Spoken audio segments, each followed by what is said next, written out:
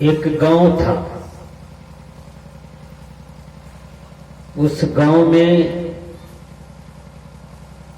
सबके पास घेग था। घेग, गला में घेग होता है, देखे हैं?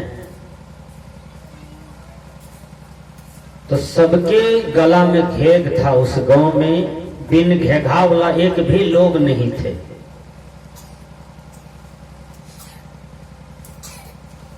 बिना घेघा वाला एक लोग आ गए उसी गांव में, मेजबानी आ गए, मेहमान के रूप में आए।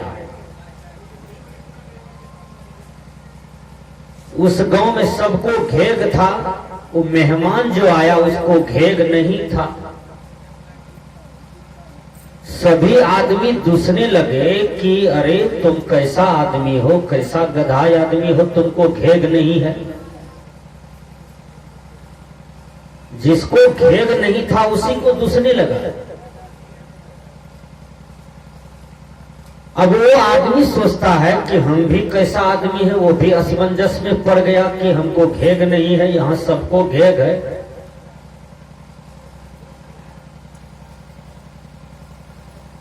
वो आदमी भी असमंजस में पड़ गया। वो भी सोचने लगा कि हम कैसा आदमी है, हमको घेग नहीं है, यहां सबको घेग है।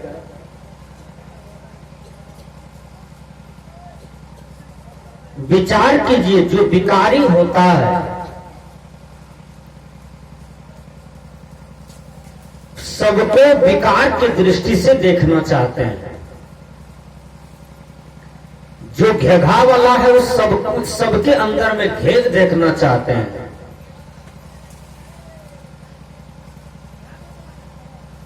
जो कामी है, क्रोधी है, लोभी है, लालची है, अहंकारी है, ईर्ष्यालु है, रागी है, द्वेषी है, वो पूरे संसार में इन विकारों को देखना चाहते हैं। अपने अंदर में सारे भरे पड़े हैं कचरे।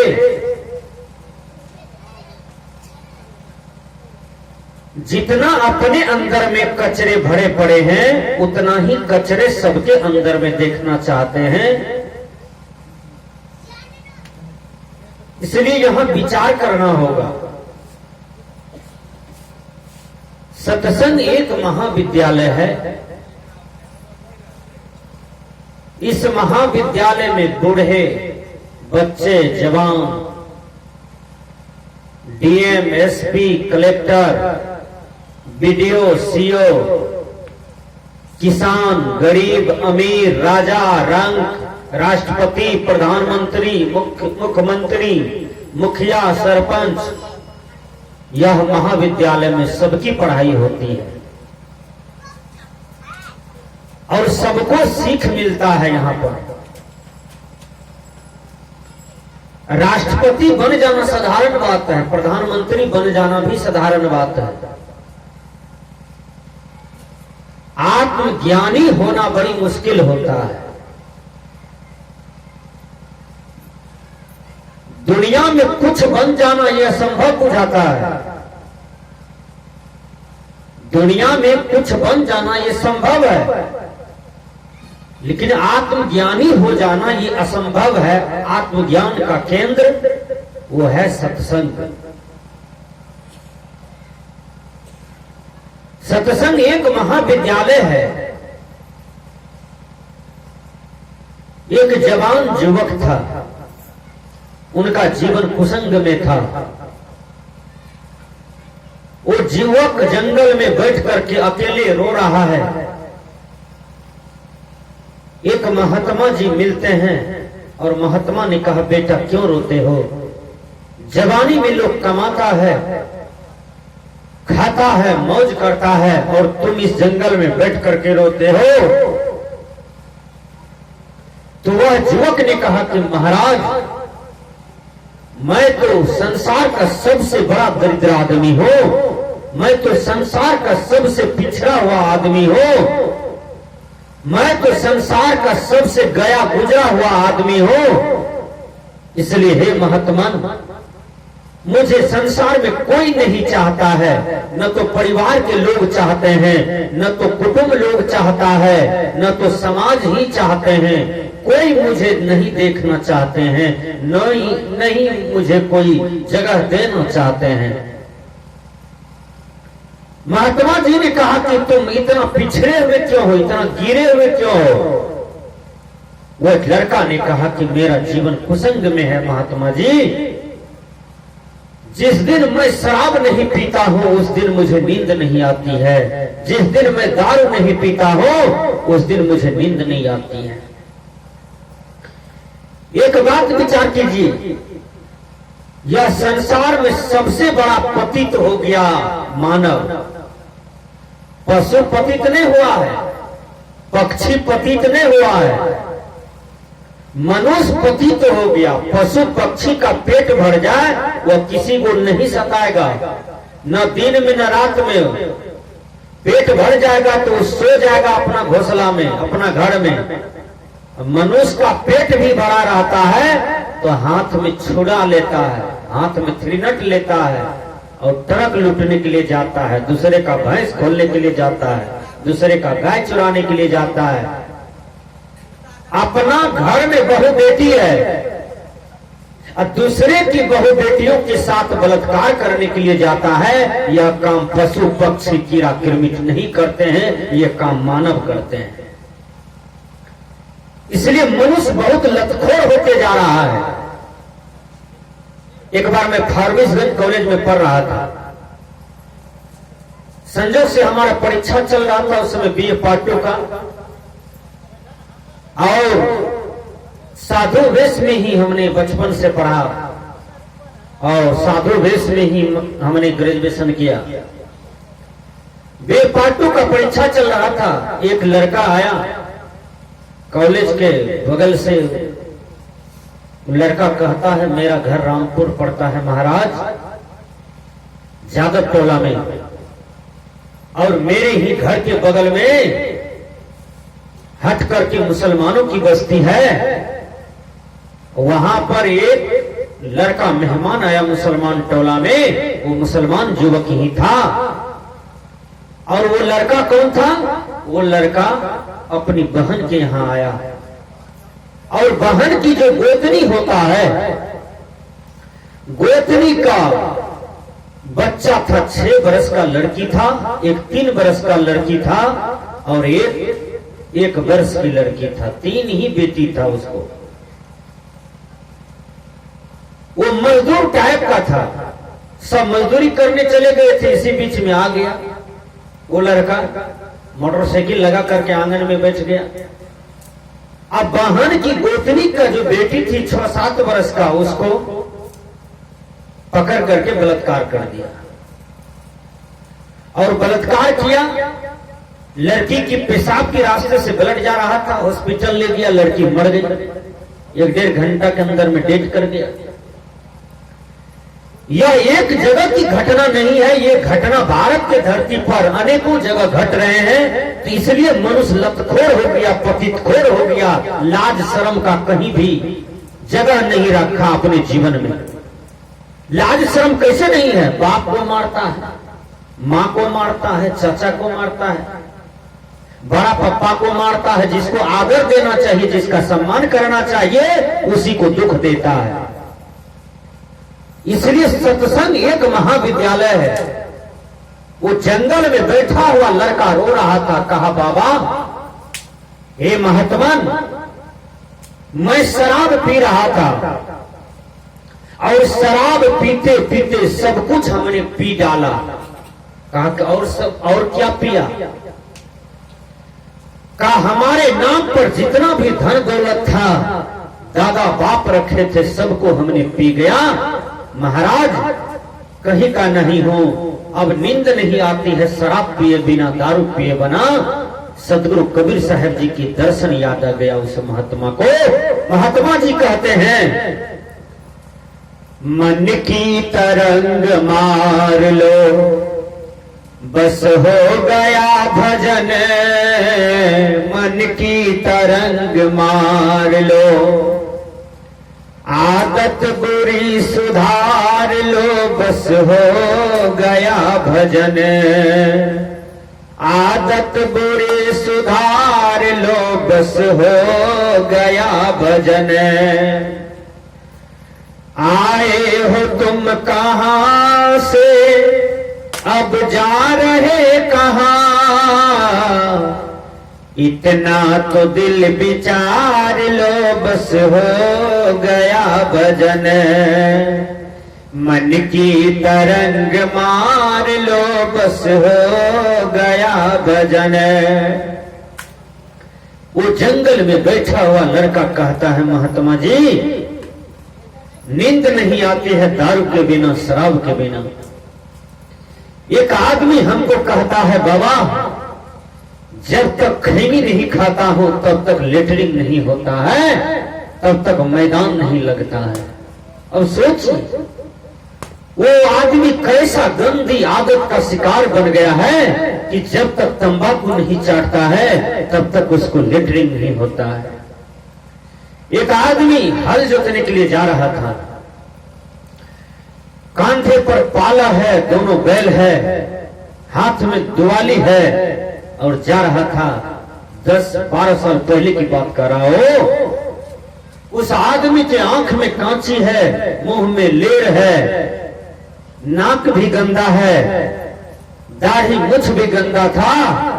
मैंने कहा महाराज आपने कुल्ला नहीं किया पानी से इसी आंख नाक कान दांत ठोर को साफ नहीं किया?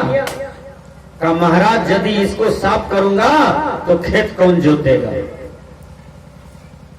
मैंने कहा साफ भी कर लेते आप, ये तो 25 सेकंड का काम था। मुंह आंख नाक कान साफ हो जाता तो देखने में भी अच्छा लगता और आपका चेहरा भी हरापन लगता। उस आदमी को मैंने देखा खैनी लेटा रहा था। मैंने पूछा महाराज अरे किसान भाई आप खैनी क्यों लेटाते हैं? कहा बाबा ये तो हल चलाने जा रहा हूं, हल बरद को रख दूंगा खेत में और पहले खैनी खाऊंगा, तब लेटरिन जाऊंगा, तब हल चलाऊंगा। अब विचार कीजिए मुंह में लेर पोटा है, उसी मुंह में खैनी रखेगा और तब जाएंगे लेटरिन करने के लिए, लेटरिन से आएंगे तब जाएंगे हल चलाने के लिए। ये कैसा संस्कार है? ये कितना गंदा संस्कार है। एक आदमी से हमने पूछा महाराज आप खैनी खाते हैं? आपने खैनी से पूछा कि अरे खैनी तुमको खाएंगे तो परिणाम क्या होगा?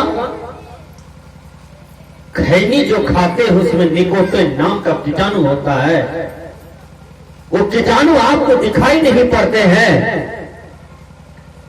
जो खैनी लेटाते हैं चूना के साथ में, विचार कीजिए, और इतना सुंदर ठोर में आप खैनी रखते हैं, इतना सुंदर मुंह में आप खैनी रखते हैं, वह जहां पर आप खैनी रखते हैं धीरे धीरे वही खैनी का कीटाणु, वही तंबाकू का कीटाणु चमड़ी में पकड़ता है। वो कीटाणु जब चमड़ी में प्रवेश कर जाता है कुछ दिन के बाद वही कीटाणु फिर मांस में प्रवेश कर जाता है। आप खैनी खा रहे हैं। एक खैनी खाने वाले से मैंने पूछा महाराज अरे किसान भाई, अरे मेरे भैया क्यों इस जहर को चबाए जा रहे हैं, जहर को खाए जा रहे हैं? तो उसने क्या कहा हमको जानते हैं? 80 चुटकी 90 ताल, खैनी लेटा के मुंह में डाल, तब जाना हो बाबा जी खैनी के हाल। हम ही को कह रहे हैं, यानी 80 चुटकी 90 ताल मारो खैनी में, उड़ा उड़ा करके उस एकदम खमार जैसा तैयारी कर कर करके खाओ, ठोर में डालो, क्या मजा आता है महाराज जी। आप नहीं खाते हैं, आपको क्या मजा आएगा? हमें को समझाने लगे।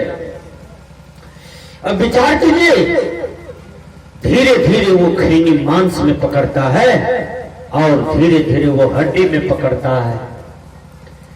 जब हड्डी में पकड़ता है वही खैनी, तब धीरे धीरे छेड़ी मारता है, और जब छेड़ी मारता है आपको अंदर दुखता है, दर्द होता है, आप डॉक्टर के पास जाते हैं, डॉक्टर कहते हैं इसका चेक करो। जब चेकअप में भेजता है तो कैंसर ठहरता है, अल्सर ठहरता है। इसलिए किसी शायर ने कहा, खैनी न खाना बंदो, छाले पड़ेंगे गोरे होठ में, दांतों में होगा कैंसर, नींद न होगी रातों रात में, बड़ी जवानी चौपट होगी, हजम न होगा खाना, होगी बड़ी खराबी, होगी बड़ी खराबी। नशा में डर है, नशा जहर है, जीते जी मर जाना, होगी बड़ी खराबी। नशा न खाना मान ले कहना, प्यारे भाई बहना, होगी बड़ी खराबी, होगी बड़ी खराबी। ये सत्संग में एक संकल्प लीजिए कि खैनी नहीं खाना है, तंबाकू नहीं खाना है। जब भी खाना है तो शुद्ध सात्विक भोजन खाना है, इसके सिवा कुछ नहीं खाना है। इसलिए जो खैनी खाते हैं, तंबाकू खाते हैं, आज संकल्प लीजिए कि हमें आज से खैनी नहीं खाना है, तंबाकू नहीं चाटना है। जो तंबाकू कैंसर देता है, अल्सर देता है, उसको नहीं खाना है। मैं थोड़ा सा निवेदन करता हूं आप लोगों से, आप सरकारी अस्पताल में चले जाइए, वहां देखिए लिखा हुआ है, टांगा हुआ है हर रूम में, हर जगह, हर गेट पर कि खैनी खाना जानलेवा बीमारी है, तंबाकू चाटना जानलेवा बीमारी है। बोलिए, पढ़ते हैं कि नहीं आप लोग? लेकिन फिर भी आते हैं तो खैनी लेटा करके खाते हैं, पैसा लगा के खाते हैं।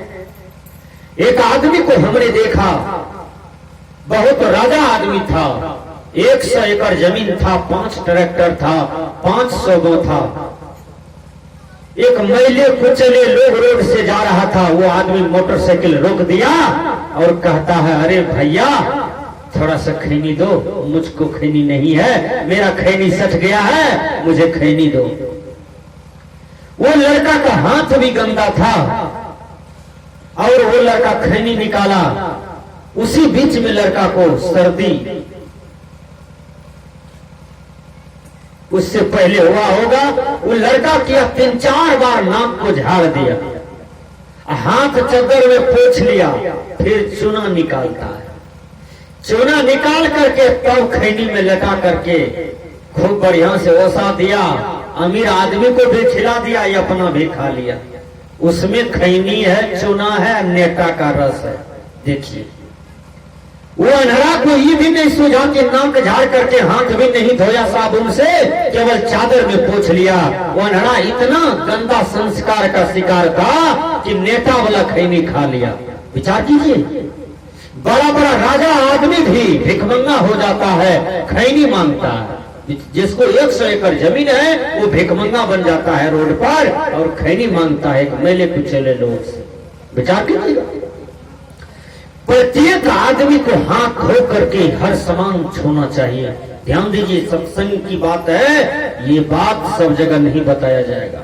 माताएं, आप भोजन बनाती हो ना, आपका हाथ साफ हो, दांत साफ हो, नाक साफ हो, आंख साफ हो, चमड़ी साफ हो, साया साड़ी ब्लाउज साफ हो, सेमी सलवार ओढ़नी साफ हो, आपका केस में ढील चिल्लर न हो, आपके कपड़े में ढील चिल्लर न हो, आपका सब चीज सफियाना हो। ध्यान से सुनिए, और यदि साफ सुथरा आप रहते हैं, खाते हैं, पीते हैं, ओढ़ते हैं, पहनते हैं, जहां सोते हैं वो गद्दा तोशक तकिया भी साफ हो। विचार कीजिए, और जिसको ओढ़ते हैं वो भी साफ हो। पानी पीते हैं, पानी साफ हो, वाणी बोलते हैं, वाणी साफ हो। मन है आपके अंदर में, मन भी साफ हो। आपके अंदर में आत्मा है, आत्मा भी साफ हो। जिनका बाहर भीतर सफा होता है उनका संसार में सब कुछ साफ होता है और उनको सब कुछ साफ नजर ही आता है। किसी विद्वान ने कहा था, जिसका बाहर सफा होता है उसका भीतर भी सफा होता है, जिसका बाहर भीतर सफा होता है उस पर साहब खफा नहीं होता है। होता है? नहीं होता है। साहब किन पर खफा होता है? जो भीतर से भी गंदे हैं और बाहर से भी गंदे हैं, साहब उन पर खफा हो जाते हैं। विचार कीजिए। मैं निवेदन करता हूं आपसे, आपका आदत अच्छी हो, आप प्रतिकूल में भी खुश रहें, अनुकूल में भी खुश रहें। यह संसार में आप नग्न आए हैं और नग्न ही चले जाते हैं। सही बात है। जब मर जाते हैं तो आपको उजला कपड़ा पहना के विदाई करता है। देखते हैं हम लोग जवानी में ही उजले को पहन लिए, बचपन से ही पहन लिए। यही कपड़ा पहनाया जाता है ना मुर्गा को, चाहे वो राजा हो, रंग हो, राष्ट्रपति हो, कि दुनिया के कोई भी व्यक्ति क्यों न हो, उसको उजला कपड़ा पहना करके विदाई करता है। उजला कपड़ा तो जल जाता है लेकिन फिर वो नग्न होता है, हो जाता है। इसलिए नग्न आए हैं और नग्न ही दुनिया से चले जाते हैं। इस मुट्ठी में नकमुन्नी भर भी आपका सोना पैसा रुपया नहीं जाता है तो विचार कीजिए, फिर भाई से क्यों लड़ते हैं, फिर पड़ोसी से क्यों लड़ते हैं, फिर एक दूसरे को क्यों सताते हैं, दूसरे को जमीन बेईमानी क्यों करते हैं, दूसरे का रुपया पैसा क्यों लूटते हैं, दूसरे का फसल क्यों चराते हैं भैंस लगा करके और गाय लगा करके। एक लड़का था, उस गांव में मेरा प्रवचन चल रहा था। उस आदमी ने कहा, महाराज कल एक लड़का अपना ही ट्रैक्टर से मिट्टी ढो रहा था और उसी के घर के बगल में पोखर पड़ता था। पोखर पर गाड़ी चढ़ा रहा था, गाड़ी पलटी कर गया, लड़का अपना ही ट्रैक्टर में दब करके और मर गया। बाप का एक ही बेटा था, दब करके मर गया। फिर वो आदमी कहता है, महाराज ये बाध देखिए, घूमने के लिए मुझे ले गया। कहा, ये बाध देखिए, ये बाध में जिसका भी फसल था वो लड़का इतना गलत लड़का था कि सबके फसल को चरा चरा करके उजाड़ देते थे, किसी को फसल घर जाने के लिए नहीं देता था और सब आदमी जिसका जिसका खेत था सब रोता था। वो लड़का इतना आतंकवाद था कि हमेशा 3 2 गोली रखते थे पास में। कहता था, जो हमसे गुस्सा में बोलेगा, जो हमारे आंख दिखा करके हमको बोलेगा, उसको हम गोली मार देंगे। इसलिए बाबा कोई डर से नहीं बोलता था। आज वो लड़का क्या हुआ, अपना ही ट्रैक्टर में दब करके मर गया और पूरे समाज में खुशी है कि परमात्मा ने देखो कितना बढ़िया रिजल्ट दिया और कितना बढ़िया न्याय दिया। विचार कीजिए।